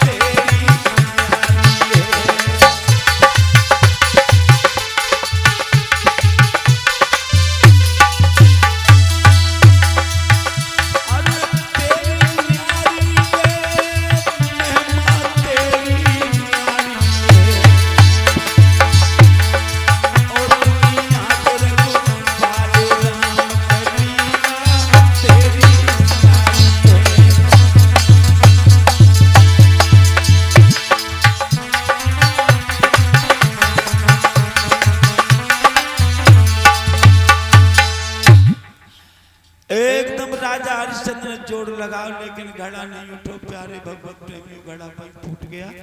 हरिश्चंद्र वहीं बैठ गए, खूब बैठ करके रो लिया हरिश्चंद्र ने। बारे वक्त इससे बुरा क्या वक्त आएगा, आज कालू जाने हमसे क्या क्या कहेगा। राजा हरिश्चंद्र धीरे धीरे वहां से चल दी, अकेले थे, रानी तो चली गई। अब राजा की हिम्मत नहीं कि कालू से क्या जवाब दे। धीरे धीरे धीरे धीरे और टाइम ज्यादा राजा को हो गया। कालू देख रहा जैसे हरिश्चंद्र पहुंचे हैं। एकदम कालू ने देखा, हरिश्चंद्र से कहा मैं क्या देख रहा हूं। हरिश्चंद्र कहने लगे महाराज क्या आप देख रहे हो, घड़ा फूट गया, भारी था और मैंने उठाने की खूब कोशिश की लेकिन घड़ा हमसे उठा नहीं। महाराज ये गलती हो गई, घड़ा फूट गया। एकदम कहने लगा कालू घड़ा फूट गया, अरे कमीना 2.5 सेर सत्तू खाने वाला घड़ा फोड़ दिया। प्यारे भगवत प्रेमी उसी समय एकदम जाने क्या क्या कह दिया कालू ने, और कह दिया आज तुझे भोजन नहीं मिलेगा। प्यारे भगवत प्रेमियों 9वां दिन था, 9वां दिन भी हरिश्चंद्र का भूखे निकल गए, भोजन नहीं दिया। लेकिन हरिश्चंद्र ने धर्म नहीं छोड़ा। कालू मेहतर कहने लगा इसका मतलब ये है कि तू घड़ा भी नहीं भर सकता, जल भी नहीं ला सकता, चल अब आज से मैं तुझे वो काम दे रहा हूं जो आराम से कर सकता है। एकदम हाथ में बांस दिया और बांस दे करके हरिश्चंद्र को प्यारे भगवत प्रेमियों और मरघटिया बना दिया। कह दिया हरिया, हरिश्चंद्र का नाम हरिया रखा था। हरिया कहा जाता माया तेरे 3 नाम पस्सा पशु पशुराम। इंसान के पास पश्चात माया बड़ी तो पशुआ होगा, पशुआ तो और माया बड़ी तो परशुराम होगा। कैसी दौलत होती है जब माया चली जाती है। तो राजा हरिश्चंद्र को हरिया कह रहा वो मेहतर, कह रहा हरिया आज से तू मरघटिया हो जा और मरघट में जा करके तू वहां पर रखवाली करो, बगर कर दिए कोई मुर्दार न जलाया जाए और वहां से तू कफन उगाएगा। प्यारे भगवत प्रेमियों राजा हरिश्चंद्र को मरघटिया बना दिया। आज राजा हरिश्चंद्र मरघट में और पैरा लगाने लगे। प्यारे भगवत प्रेमियों मरघटिया बन गए। और इधर रानी सैप्या जो है जैसे सवेरा हुआ और तैसे ही एकदम रानी ने अपने पुत्र रोहित से कहा पुत्र पंडित जी की पूजा का समय हो गया, तुम बाग के लिए चले जाओ और बगिया से फूल तोड़ करके ले आओ। पुत्र एकदम रोहित आज्ञाकारी बोले माँ अभी जा रहा हूँ पंडित जी के फूल लेने के लिए, अभी लेकर के आ रहा हूँ। और रोहित वहां से चलती है। प्यारे माता बहनों भगवत प्रेमियों, आज रोहित जैसे बाग में पहुंचा है और विश्वामित्र ने समझ लिया है कि यहाँ पर मेरा मौका है, इस हरिश्चंद्र को फिर बर्बाद करूंगा और इस पुत्र को मैं आज काला सर्प बन करके ढसूंगा और उसको मौत दूंगा। एकदम प्यारे भक्तों जैसे ही रोहित एकदम फूल तोड़ने के लिए गए और विश्वामित्र काला सर्प बन करके और एक सुंदर सा फूल दूर से दिखाई दे रहा था, वो फूल नहीं था वो मौत थी। प्यारे भक्तों दूर से ही नजर आ रहा था। रोहित सबसे पहले उसी फूल पर भागे तोड़ने के लिए, एकदम फुसकार मारी और एकदम धड़ाम से रोहित जमीन पर जाकर के गिरा और शब्द निकला माँ। आवाज आती प्यारे भगवत प्रेमियों सारे बाग में आवाज गूंज गई, माँ मुझे किसी काले सर्प ने डस लिया है। प्यारे भगवत प्रेमियों वहीं से विश्वामित्र भागा और उसने जाकर के काशी में आवाज देने लगा।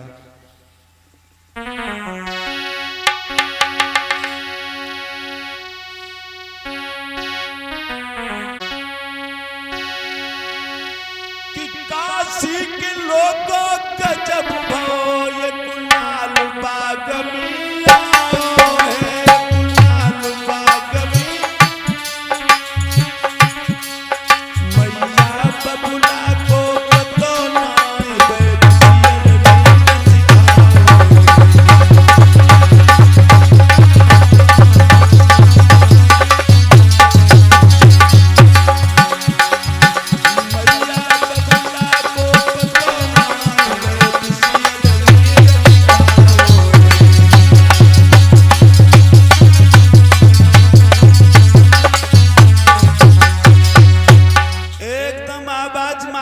किसी के पुत्र को किसी काले सर्प ने ढस लिया है उस जंगल में बाग में। प्यारे भगवत प्रेमियों एकदम आवाज जैसे मैया के कानों में पड़ी कि मेरा रोहित गया। उस समय भोजन बना रही थी माँ तारावती ब्राह्मण के लिए, ठाकुर जी का भोग निकाल रही थी। एकदम वैसे ही हाथों से और एकदम ब्राह्मण के पास पहुंच गई, समझ गई और कोई नहीं मेरा पुत्र गया है, महाराज मेरा लाला गया है, बाग में किसी सर्प ने डस लिया, आप आज्ञा दे दो तो मैं चली जाऊं। कह दिया तू ये बता पहले तूने भोजन बनाया, ठाकुर जी का भोग बनाया? बोले अभी नहीं बना पाया, बना रही थी तब तक तो कोई आवाज दे रहा है, पहले भोजन बना। इतना हुक्म ब्राह्मण का। फिर भाग करके आई, ए भगवान अब क्या करेंगे, देर हो जाएगी, मेरे पुत्र को सर्प ने डस लिया। फिर भाग करके आई, महाराज भोजन बना दिया, क्या मैं चली जाऊं?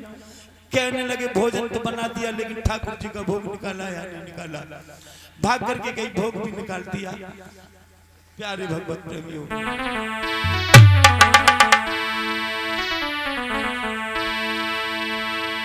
एकदम ब्राह्मण से आकर के कहने लगी प्यारे भगवत प्रेमी,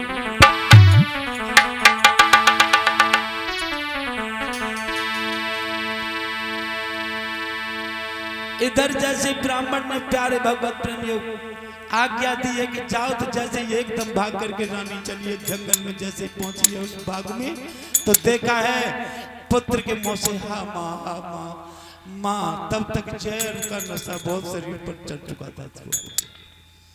धीमी धीमी आवाज हो गई, कहने लगा माँ माँ मुझे सर्प ने डस लिया, अकेला रोज चिल्ला रहा। लेकिन जब माँ पहुंची प्यारे भगवत प्रेमियों भाग करके जब देखा चारों तरफ, रोहित के पास पहुंची, एकदम धड़ाम से जा करके मां जमीन में गिरी और बेटा को एकदम उठा करके अपने सीने से लगा लिया। प्यारे भगवत प्रेमियों कहने लगे रोहित तुझे क्या हो गया?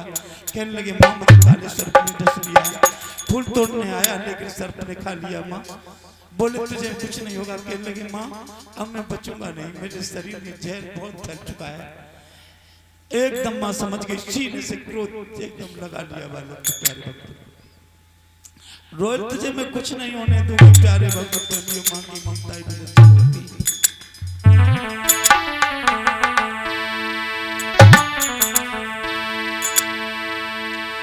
कि मां की ममता माई जाने, बब्बा जलुगाई का जाने।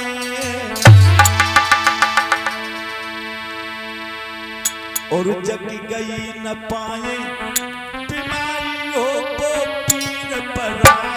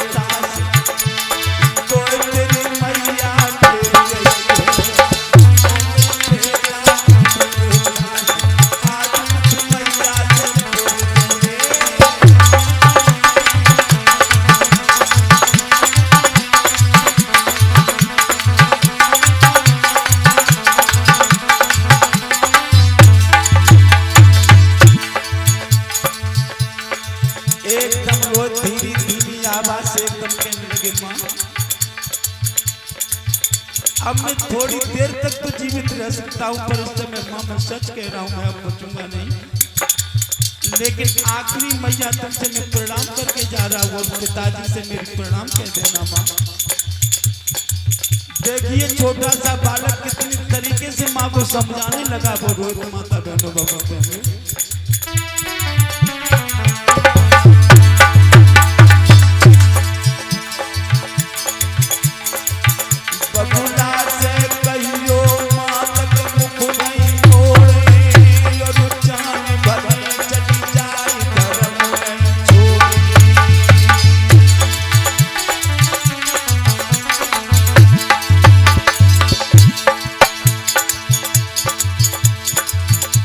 समझाने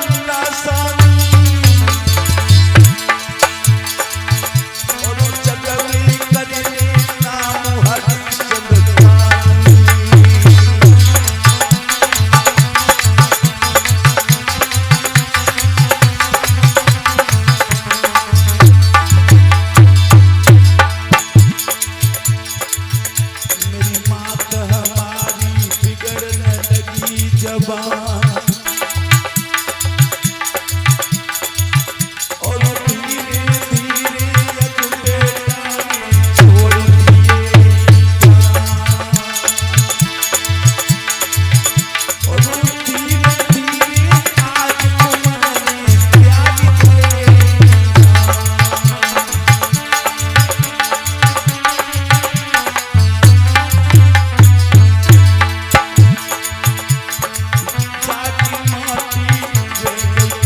माटी रे बड़ी कपिया काली करो जाकी मटिया रे बड़ी कपिया काली करो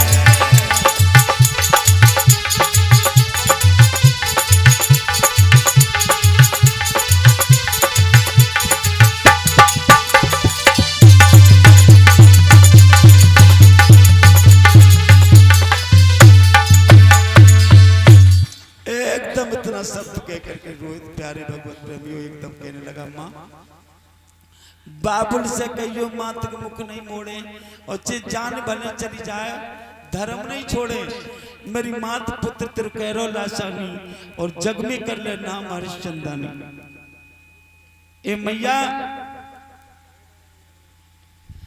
पिताजी से कह देना कि धर्म न छोड़े चे जान क्यों न चली जाए और मैया इस समय मैं तो जाने वाला हूँ और एकदम उस समय प्राण निकल जाते हैं रोहित के प्यारे बच्चे एकदम माँ धड़ाम सीना बेटे के ऊपर गिर गई और बेहोश हो गई है भगवान अब मेरा दुनिया में कोई नहीं है एक पुत्र था वो भी ईश्वर ने ले लिया अब तुम इस विदेश में आकर के मेरा बुरा हाल हो गया मैं क्या करूंगी रोती रही लेकिन कोई धैर्य का बधाने वाला भी उस दुखिया को उस बाग में नहीं है काफी समय हो गया बार बार मैया सोच रही है कोस रही है बेरी दुश्मन नाम तू मेरे बेटे के ही काल बना अब तो मेरा कोई है भी नहीं प्यारे भगवत प्रेमियों रो रही है जाने जो शब्द आता है माँ पागल हो जाती है जो शब्द आ रहा वो कह रही है भगवान अब क्या होगा कि तेरे फन पे परियो काज पेरी नागो नागो नागो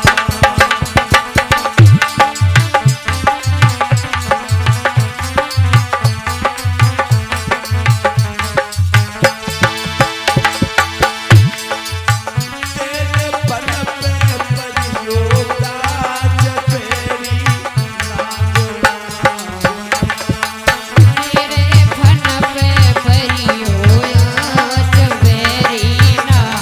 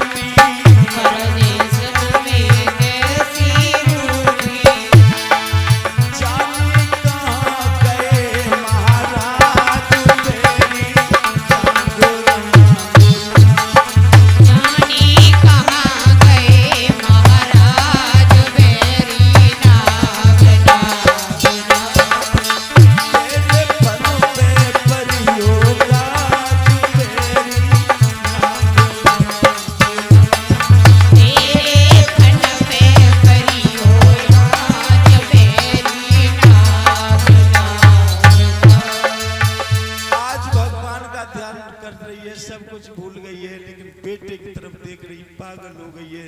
तब तक अचानक आकर के मालिन आ गई और मालिन ने आकर के रानी को समझाया, कहने लगी अब क्या कर रही हूँ, समय बहुत हो चुका, बेटे को काले सर्प ने डसाया, इसकी मिट्टी फट जाएगी, बहुत बुरा हाल हो जाएगा, इस बच्चे को अब आप ले जा सकती हो, कोई संस्कार कर दो बच्चे का जा करके। मालिन ने समझाया, अब बेटे को ले कैसे जाए, रानी के तो पास कुछ है नहीं, बदन पर साड़ी, आधी साड़ी फाड़ ली और आधी साड़ी लपेट ली और आधी बच्चे में लपेट करके रानी उठ करके वहां से चल दी। कोई सहारा देने भी वाला नहीं है माता बहनों भगवत प्रेमी। धीरे धीरे रात हो गई, रानी को रात हो गई, धीरे धीरे मरघट की ओर चली है रानी। प्यारे भगवत प्रेमियों, धीरे धीरे जब मरघट में पहुंची, आधी रात हो चुकी है, आधी रात तो पहरा राजा हरिश्चंद्र लगा रहे हैं उसी मरघट में, और रानी जब मरघट की तरफ चली है प्यारे भगवत प्रेमियों, उसी समय आवाज आती है हरिश्चंद्र की तरफ से कि यहाँ पर बगैर कर दिए कोई मुर्दार नहीं जलाया जाता है, और करो तो मुर्दार जलाया जाएगा, बगैर कफन का कर दिए यहाँ पर कोई मुर्दार नहीं जलेगा। जो भी मुर्दा जलाना चाहता है वो हमारे रसूलों को उसूलों को याद कर ले। प्यारे भगवत प्रेमियों, रानी सोचने लगी मेरे पास तो कुछ है नहीं, इधर से आवाजें आ रही, पता नहीं है कौन है। इस मरघट का रक्षक आज प्यारे भगवत प्रेमियों सोई रानी समझ गई कि अब मेरा बेटा भी नहीं जलाया जाएगा, मेरे पास तो कुछ है भी नहीं।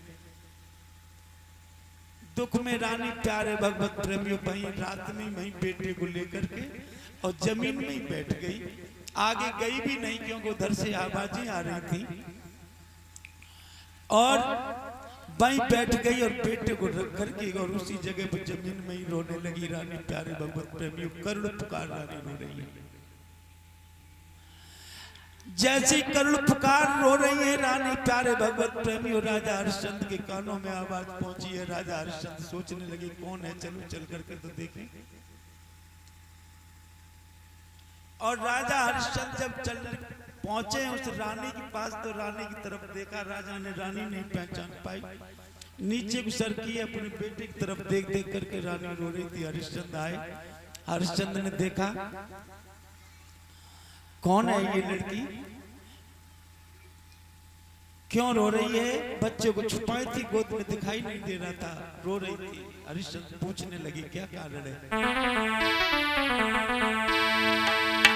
कि रात आदि पे क्यों रो रही हो, क्या है रोने का कारण तुम्हारा, रात आदि पे क्यों रो रही हो, क्या है रोने का कारण तुम्हारा, रात आदि पे क्यों रो रही हो, क्या है रोने का कारण तुम्हारा, रात आदि पे क्यों रो रही हो, क्या है रोने का कारण तुम्हारा, कर दिए नया मुर्दे जलेंगे, कर दिए नया मुर्दे जलेंगे, कर लेने का फर्ज है हमारा, रात आदि पे क्यों रो रही हो, क्या है रोने का कारण तुम्हारा,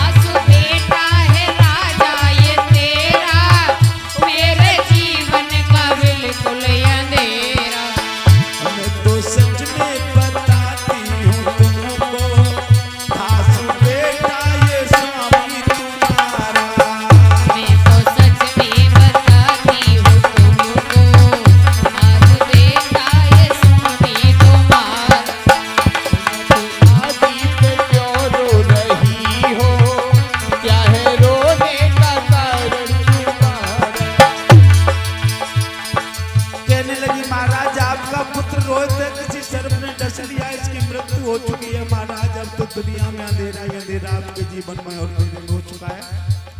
अब क्या पूछ रहे हो? इस बालक को लेकर के आई हूँ, आप कैसे भी समझिए और करिए इस बालक का। राजा कहने लगे, रानी तुम, आपका बेटा मर गया। बोले महाराज आपका। बोले मेरा नहीं, इस समय में कालू का नौकर हूं,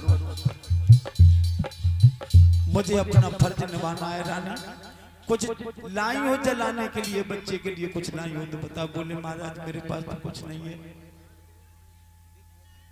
एकदम राजा हरिश्चंद्र कहने लगे, रानी है नहीं तो बच्चे को वापस ले जाओ, मैं नहीं जला पाऊंगा। बोले महाराज आप होकर के भी ये बातें कर रहे हैं? बोले हाँ। राजा हरिश्चंद्र ने कही, ज्यादा मत कहलवाओ, कर बादन की याद यारी मेरी रानी, और तुम मौसम भंगी कही बनी मिश्रानी। उस दिन घड़ा तुम उठा देती, क्यों नहीं उठाया? क्योंकि तुम्हारा धर्म बिगड़ रहा था।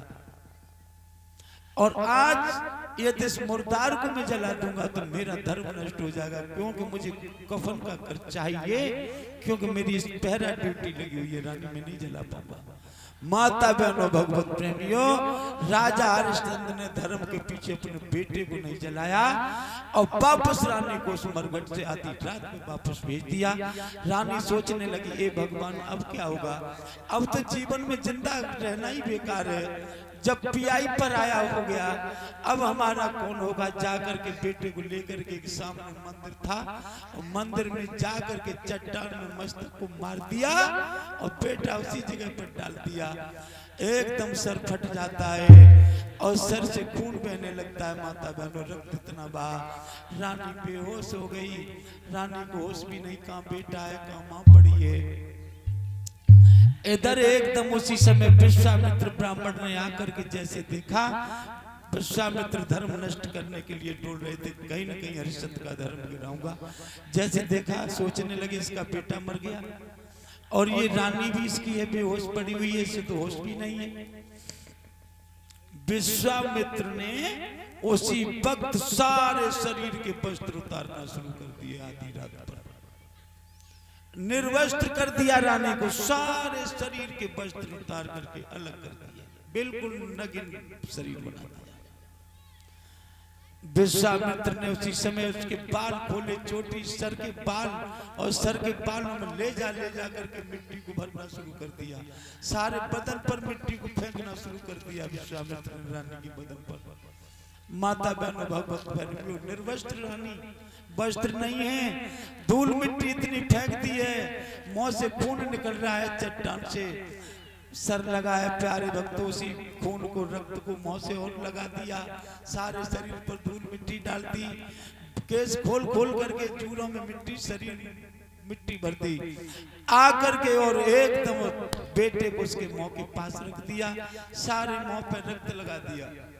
और आकर के उसी समय और तुरंत ही काशी में आकर के ब्राह्मण आवाज देने लगता है, अरे काशी के लोगों, अरे आज गजब हो गया, इस काशी में एक कोई डायन आई हुई है, किसी मरे हुए बालक को खा रही है। आवाज दिए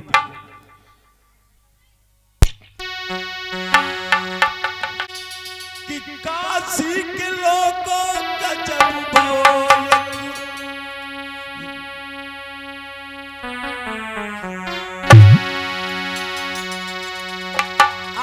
समय ध्यान करने लगे प्यारे भगवत प्रेमियों, आवाज देने लगे कि काशी के लोगों गजब भवो, मंदिर में डाहिनी आई।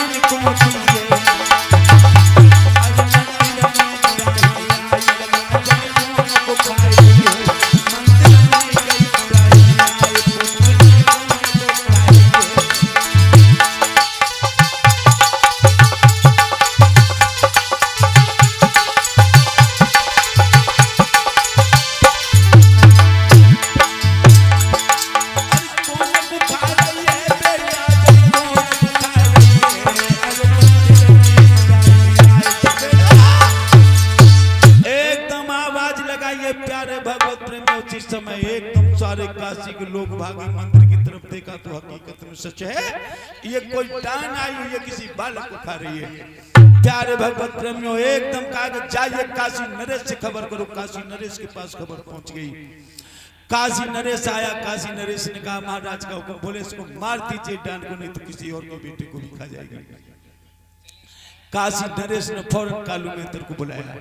कालू मेहतर से कहा कि देख ये डायन है, किसी बच्चे को खा रही है, इसको जल्दी मारो।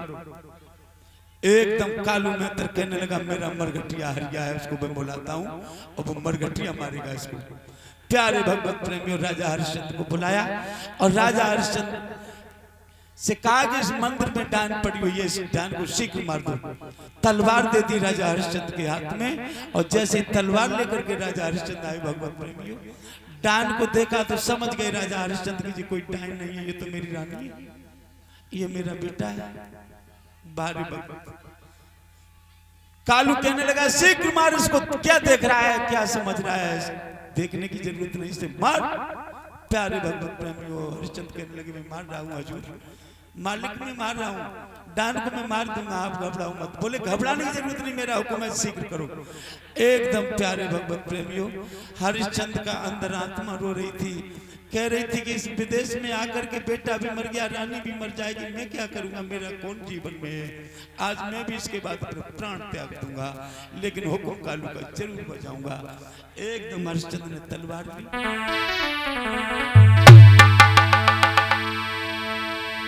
अरे हरिश्चंद्र ने फौरन रे तलवार धर के मारी।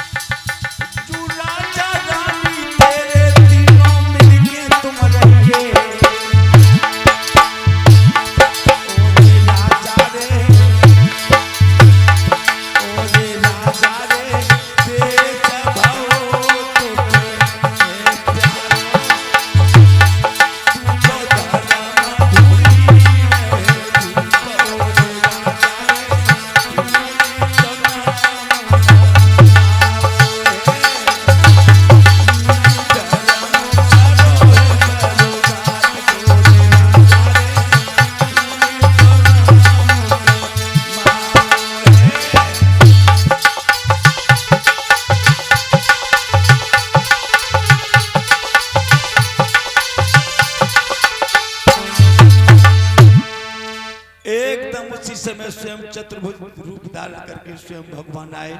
शंख है, चक्र है, गदा है, गले में कौस्तुभ वैजयंती की माला है और एकदम का हरिश्चंद्र किसे मार रहे हो? बोले महाराज डायन को मार रहे। कहाँ डायन है? भगवान ने अपना पीताम्बर फेंक दिया रानी के ऊपर और उसी वक्त एकदम बेटा सामने आया। रानी उठ करके खड़ी हो गई। प्यारे भगवत प्रेमियों, जैसे ही देखा तीनों भगवान की शरण में आए और मस्तक रख दिया, हे प्रभु आप भगवान को देख करके चतुर्भुज रूप धारण भगवान का है। भगवान खड़े सामने। हरिश्चंद्र ने देखा सामने और देखा तो गुरु वशिष्ठ खड़े हुए हैं। इस साइड में देखा तो धर्म खड़े हुए हैं, जिसकी धर्म की लड़ाई लड़ते रहे। बड़े प्रसन्न होकर के एकदम सामने आए। धन्य है राजा हरिश्चंद्र, तुमने अपना धर्म का बहुत बड़ा गौरव बढ़ाया। राजा हरिश्चंद्र धर्म भी खड़े, गुरु वशिष्ठ भी खड़े। चतुर्भुजी भगवान नारायण विष्णु भी खड़े हुए हैं। एकदम टूट के अपने चेला पे एकदम वशिष्ठ ऋषि आए, हाथ फेरा हुआ है, धन्य हरिश्चंद्र तुमने मेरो बहुत बड़ो नाम करो, तुम मेरे चेला हो। एकदम हरिश्चंद्र दूर खड़े हो गए और वशिष्ठ से कह दिया महाराज आप बहुत दूर हो जाओ। किस बात के चेला, किस बात के गुरु? माल खाने के लिए तो गुरु रोज रोज आ जाते, जब चेला पे विपत आए तो एक भी दिन दिखाई नहीं आपने दी। मुझे पूछा है कि मेरा क्या हाल हो चुका, मेरा क्या हाल हुआ है जो तुम मैं जानता हूं, तुम क्या जानोगे? मेरा कोई गुरु नहीं है, मैं किसी का चेला नहीं हूं महाराज, आप दूर हो जाइए। आहा। और आप कौन है? बोले मैं धर्म हूं, ये ध्वजा तेरे हाथ में देना चाहता हूं, धर्म की ध्वजा को तू ही संभाल के रख सकता है हरिश्चंद्र। बोले अपनी ध्वजा को ले जाओ, मुझे तुम्हारी धर्म की और ध्वजा की कोई जरूरत नहीं है। आज आप धर्म ध्वजा दिखा रहे हैं।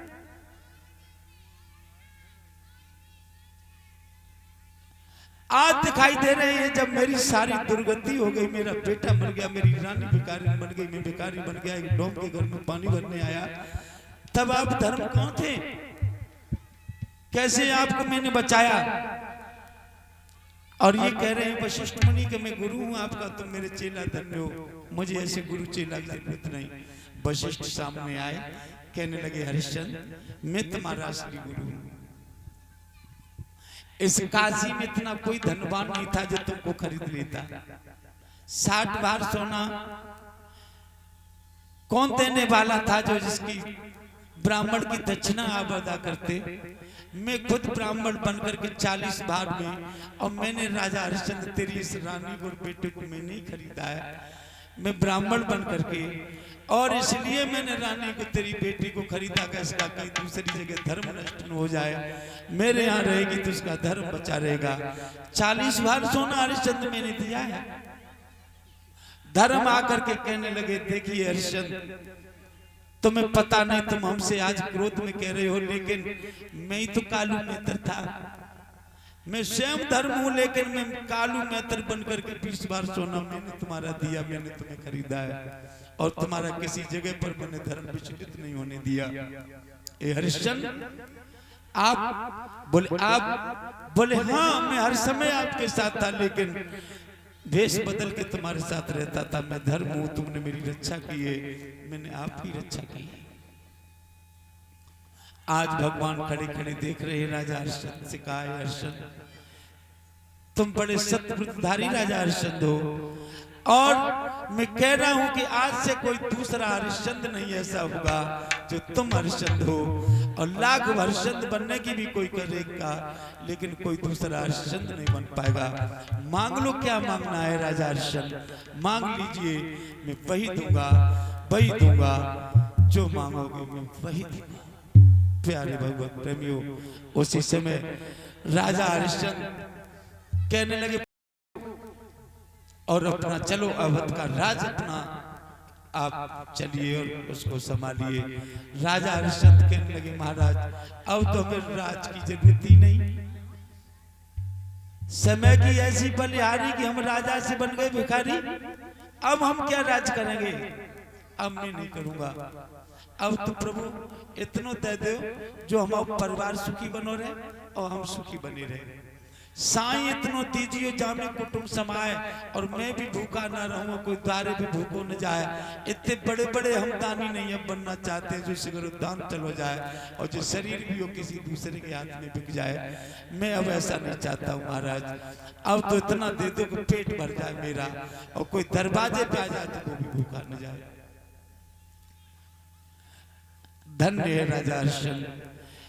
भगवान ने कहा रानी सैब्या तुमने बड़ी लड़ाई राजा हरिश्चंद्र के साथ में लड़ी है, धन्य है ऐसी देवी पतिव्रता के लिए साथ में तुम लड़ाई लड़ती रही, अपने धर्म को नहीं छोड़ा। तुम कुछ मांग लो, तुम क्या मांगोगी? मैं वही दूंगा, वही दूंगा। मांग ले बेटी, तू क्या मांगेगी? मैं वही दूंगा। एकदम रानी कहने लगी महाराज अब मुझे कुछ नहीं चाहिए, हम तो केवल यही चाहती हूँ कि जैसे मेरा बेटा है मेरा ऐसे ही बेटा हमें मिले हर जन्म में, मुझे ये मेरा रोहित ही मिले और मेरे महाराज हरिश्चंद्र ही मुझे मिले और कोई नहीं चाहिए। मैं जब जब दर के जन्म जग में